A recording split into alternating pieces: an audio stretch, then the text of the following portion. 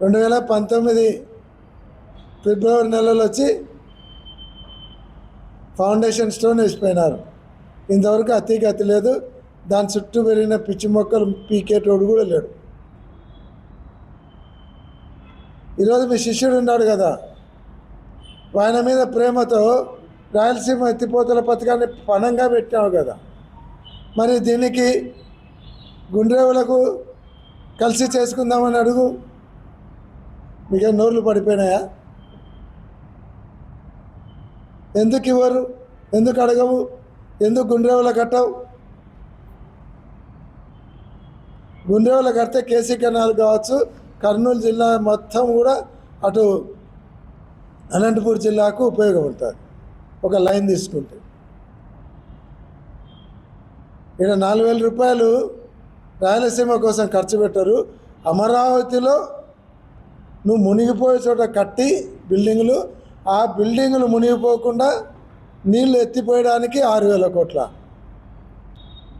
రాయలసీమ వెనుకబాటుతనం మీద, రాయలసీమ ప్రాజెక్టుల మీద, రాయలసీమ ఎత్తిపోతల పథకం మీద వైఎస్ఆర్ కాంగ్రెస్ పార్టీ ఉద్యమ బాట పడతా ఉంది.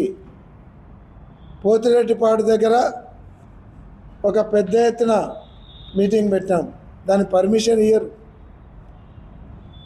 రైతులందరూ కలిసి మీటింగ్ పెట్టుకుంటా ఉంటే పర్మిషన్ ఇయ్యరు. మళ్ళీ 1వ తేదీ కడప జిల్లాలో, కడప పట్టణంలో ఈ ఇష్యూస్ అన్నిటి మీద, రాయలసీమకు జరుగుతున్నటువంటి అన్యాయం మీద, రాయలసీమ ఎత్తిపోతల పథకం మీద, అలాగే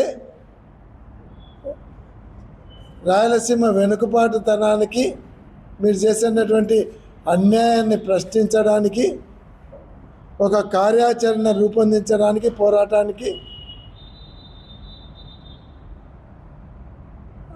కడపలో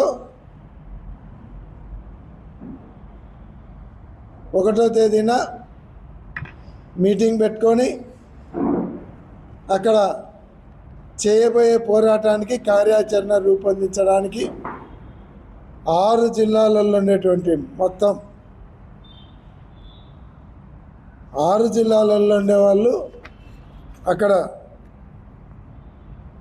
రావాలని, లేకుంటే వెలుగోడు రిజర్వాయర్తో పాటు సోమశిల, కండలేరు రిజర్వాయర్లలో కనీసం 35 టీఎంసీలు నిలువ అంటే కానీ తీసుకోవాలి. 35 టీఎంసీలని, అప్పుడే చెన్నైకి మనము 15 టీఎంసీలు ఇవ్వగలుగుతాం.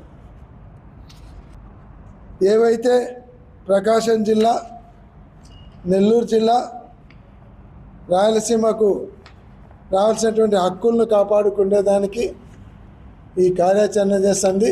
కాబట్టి దీనికి ఈరోజైనా సరే అసెంబ్లీలో సమాధానం చెప్పాలని డిమాండ్ చేస్తున్నాం.